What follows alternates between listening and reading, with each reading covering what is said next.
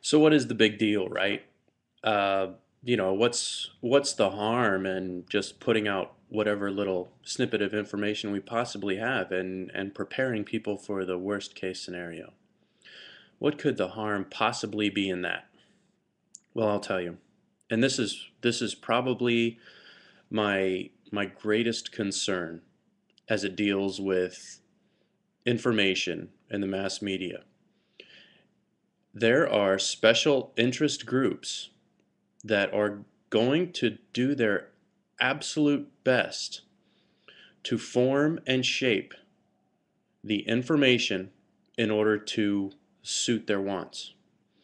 You can see this approach in, as an example, would be the oil spill that BP had earlier.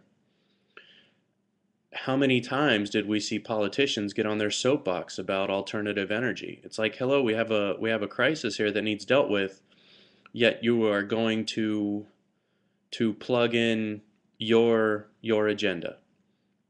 So that's my concern that I have with how information is presented and the way that fear is used.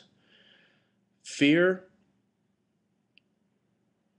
has never been a good fuel for decision making. It never has been. Fear results in despotic control. Despotic control from guys like Caesar and guys like Hitler and guys like Napoleon. It was through fear that those people had the vehicle for power and the vehicle for tyranny. It's fear that encourages us to surrender our liberty because we're afraid of falling, we're afraid of harm. So we surrender some liberty. We don't go over to that area. We don't go within 30 miles of the Arizona border. Things like that. So please don't misunderstand me that I just debunk for the sake of debunking. I have a very specific concern, and it's one that I will continue to express.